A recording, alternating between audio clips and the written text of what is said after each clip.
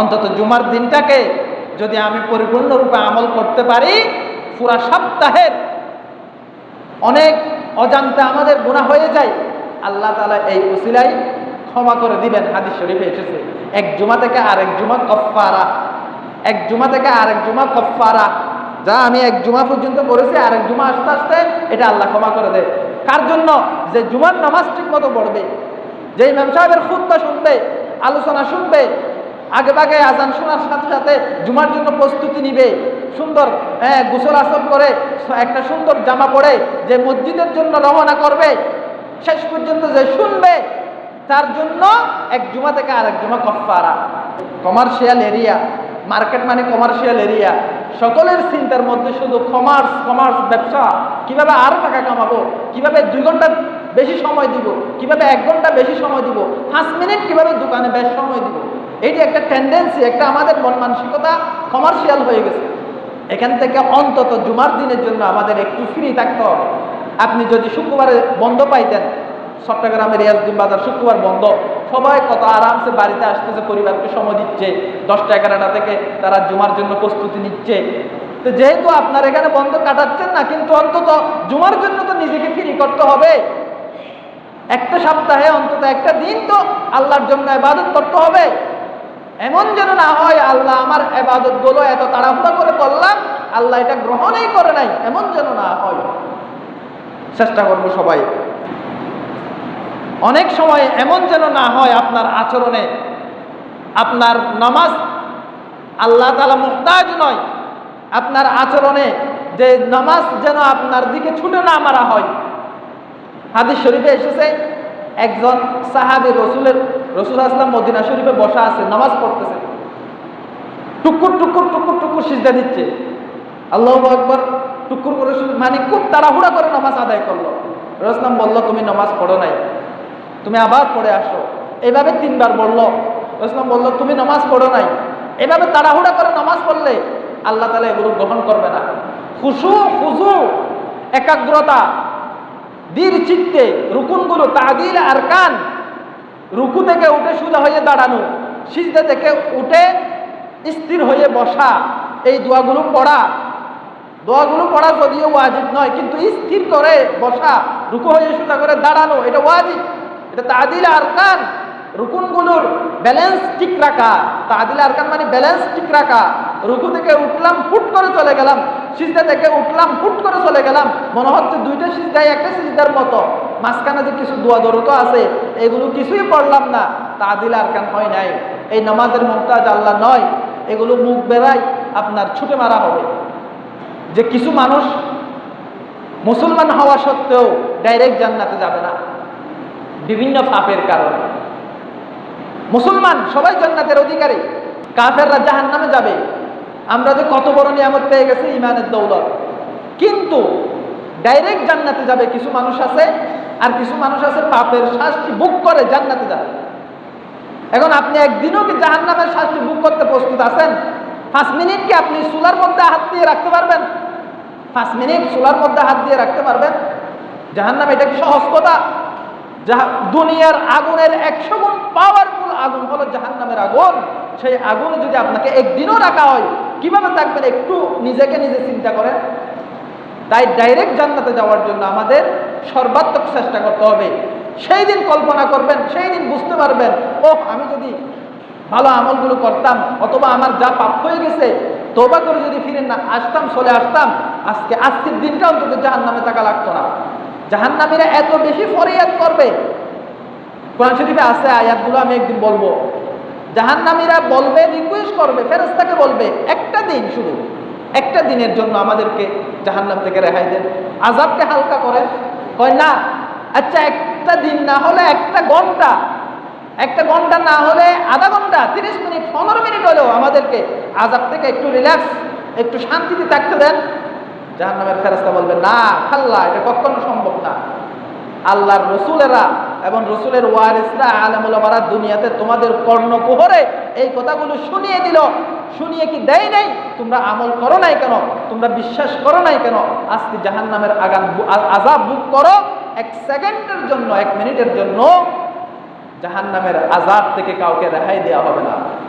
সুতরাং এই জাহান্নাম থেকে বাঁচতে হলে যে বদ অভ্যাসগুলো কোরআন হাদিস থেকে আলেম ওলামারা একত্রিত করেছেন, এগুলো থেকে নিজেদেরকে তওবা করতে হবে, ফিরে আসতে হবে। মানুষ ভুল করে, আপনারা হতাশ হয়েন না। হাই হাই হুজুর জাহান্নামের ভয় দেখাচ্ছে না। ইন্না রাহমাতুল্লাহি ওয়াসিআ ওয়ালা তাকনাতু মির রাহমাতিল্লাহ ইন্নাল্লাহা ইয়াগফিরুয যুনুবা জামিআ ইন্নাহু হুয়াল গফুরুর রহিম। আল্লাহর রহমত থেকে নৈরাশ হবেন না। ইন্নাল্লাহা ইয়াগফিরুয যুনুবা জামিআ, সব গুনাহ নিমিষেই আল্লাহ ক্ষমা করে দেয় যদি আপনি তওবা করে ফিরে আসেন। তওবা না করলে আল্লাহ ক্ষমা করবে না। আপনাকে ফিরে আসতে হবে। আপনি 10 বছর 20 বছর সুদের সাথে জড়িত ছিলেন, এখন তওবা করেন। কালকে আপনি আল্লাহর কাছে ওয়াদা করেন আমি আর সুদের সাথে জড়াবো না। দেখবেন যে 10 বছর 20 বছরের গুনাহ আল্লাহ মুহূর্তের মধ্যে ক্ষমা করে দিবে। ইন্নাল্লাহ গফুরুর রহিম। কোরআনে এত বেশি আল্লাহ তাআলা এই আয়াতগুলো কেন বলেছেন? এই জন্য আমরা হতাশ হব না। জান্নাত আমাদের জন্য, আমাদের বাপ মা আদম হাওয়া জান্নাতি, আমাদের আদিঘর জান্নাত। ওখান থেকে পরীক্ষার জন্য এসেছি। আমরা চেষ্টা করব তওবা করে ফিরে আসতে। যে বদ আমালগুলো আমি 2-1 মিনিটের মধ্যে বলতেছি, আমি কয়েকটা আগে বলছিলাম। 1 নম্বর বলছিলাম যারা হারাম খায়, 2 নম্বর বলছিলাম যারা আত্মীয়তার সম্পর্ক ছিন্ন করে, 3 নম্বর বলছিলাম যারা প্রতিবেশীকে কষ্ট দেয়, 4 নম্বরে যারা হাদিস শরীফে এসে লা ইয়াদখুলুল জান্নাহ খামসুন, 5 প্রকারের মানুষ জান্নাতে যাবে না। এই হাদিসে বলছে লা ইয়াদখুলুল জান্নাহ মানে ডাইরেক্ট জান্নাতে যাবে না। ঈমান আনছি মানে তো জান্নাতে, কিন্তু ডাইরেক্ট জান্নাতে যাবে না। এই পাপ থাকলে 5 প্রকারের পাপগুলো হয়তো তওবা করতে হবে, নতুবা এগুলোর শাস্তি ভোগ করতে হবে। 1 নম্বর মুদমিনু খামরি, যারা শরাব মদ, খামর মানে মদ, যারা মদ পান করে, এই অভ্যাস থাকলে আপনাকে ফিরে আসতে হবে। আল্লাহর দরবারে তওবা করেন। এটা মহামারী। ইয়ং জেনারেশন আজকে মাদকাসক্ত হচ্ছে, বিভিন্ন রকমের মাদক পাওয়া যায়। এমনকি হাদিস শরীফে এসেছে শেষ জামানায় মাদককে ভিন্ন নামে ছালিয়ে দেয়া হবে। এখন মাদকের নাম মাদক নয়, ভিন্ন নাম আছে, মার্কেটে ছালাই দিছে। আমরা মদ যে এটা জানিও না, খাওয়ার পরে বুঝতে পারতেছি নেশা আসতেছে, এটা তো আসলে মদ। 2 নম্বর ওয়ালা মুমিন বিসেহের, সেহের মানে জাদু। জাদু আমরা আজকে জাদু টুনার মধ্যে অভ্যস্ত, মহিলারা বেশি। বাড়িতে খবরদার, আপনার মা বোন ভাবি, আপনার আশপাশে যারা মেয়েরা আসে আপনার আন্ডারে, কাউকে এই বৌদ্ধ জাদু টুনা এগুলোর ধারে কাছে আপনারা যাওয়ার সুযোগ দিবেন না। ওয়ালা মুমিন বিসেহের, যে সেহেরকে বিশ্বাস করে সে জান্নাতে যাবে না, তাকে ঈমান নবায়ন করতে হবে।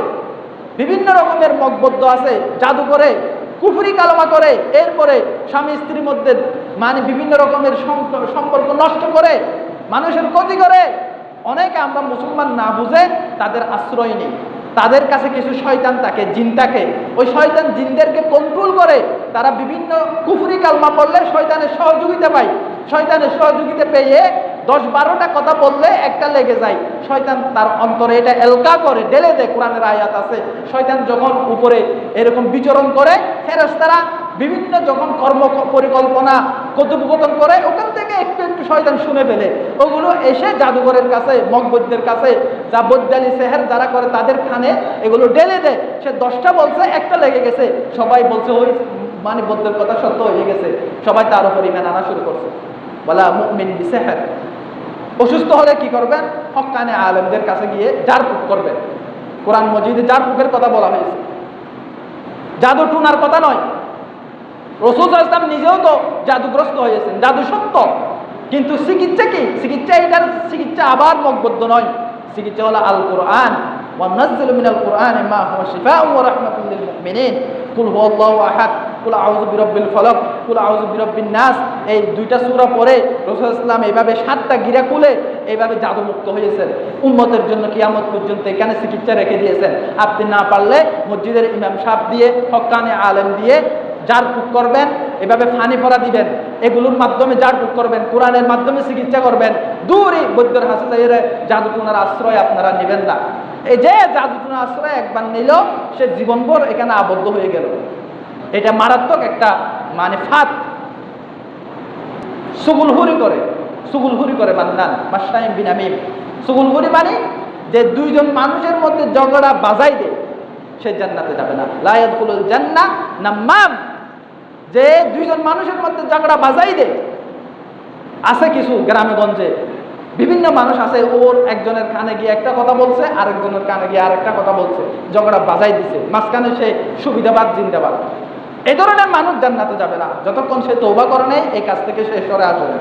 ওয়ালা কাহিন, এরপরে বলছে কাহিন মানে জাদুঘর, যারা জাদুবিদ্যা চর্চা করে, জাদু দেখায় মানুষের টাকা কামায়, জাদু করে, বিভিন্ন রকমের জাদুকর আছে মেলার মধ্যে দেখা যায়। এরা হলো কুফরি কালমা পড়ে জাদুর আশ্রয় নিয়ে বিভিন্ন মানুষদেরকে আতঙ্কিত করে। এই কাহেন যারা আছে জাদুঘর, তারা জান্নাতে যাবে না। আর যারা জাদুর আশ্রয় নেয়, বৈদ্যদের আশ্রয় নেয়, তারাও যাবে না। আর যারা মানুষের মধ্যে ঝগড়া লাগাই দেয়, তারাও যাবে না। যারা মদ পানে অভ্যস্ত, তারাও যাবে না, যতক্ষণ না এসব গুনাহ থেকে সে তওবা করে আল্লাহর দরবারে ফিরে আসবে। সর্বশেষ আর দু একটা বলে শেষ করতেছে। এরপরে বলছে যারা বাপ মায়ের অবাধ্য সন্তান জান্নাতে যাবে না। এটা আমরা সবাই জানি। ওয়া ক্বাদা রাব্বুকা আল্লা তা'বুদু ইল্লা ইয়্যাহু ওয়া বিল ওয়ালিদাইনি ইহসানা। বাপ মাকে কষ্ট দিয়ে থাকলে ক্ষমা চেয়ে নেন। বাপ মা নিচেই আপনার জান্নাত জাহান্নাম। বাপ মা যদি সন্তুষ্ট থাকে আপনি জান্নাতি, বাপ মা অসন্তুষ্ট আপনি জাহান্নামী। তবে অনেক ক্ষেত্রে এরকম হয়, আপনি একটা ইসলাম প্র্যাকটিস করতে চাচ্ছেন, বাপ মায়ের মধ্যে দ্বীনের বুঝ নাই, এখানে আপনাকে বাপ মা বাধা দিচ্ছে, তখন আপনি সসম্মানে এড়িয়ে চলবেন। ছেলে দাড়ি রাখলো, ইয়ং বয়সে আলেমের ওয়াজ শুনছে, কিংবা কোনো একটা তাবলিগ করছে, কোথাও গেছে, বুঝ আসছে, কয় দাড়ি রাখা সুন্নত, রসুলের সুন্নাহ। আমি কবরে গেলে কি নিয়ে রসুলের সামনে দাঁড়াবো? হাসরের মাঠে রসুল সুপারিশ করবে আমার জন্য, আমি কি দেখাবো রসুলকে? কোনো কিছুতে নিয়ে যাওয়ার সুযোগ নেই। মিসওয়াক, তসবিহ এগুলো তো উঠবে না। দাড়িটা তো কবরে সহ চলে যাবে। এমন একটা সুন্নাহ যেটা কবর পর্যন্ত যাবে। রসুলের সামনে সুপারিশের জন্য আপনি হাত মারতে পারবেন যে আমার রসুলের সুন্নাহ নিয়ে আমি আল্লাহ রসুলের কাছে সুপারিশ চাচ্ছি। এই ওয়াজ শুনে সে দাড়ি রেখে দিল।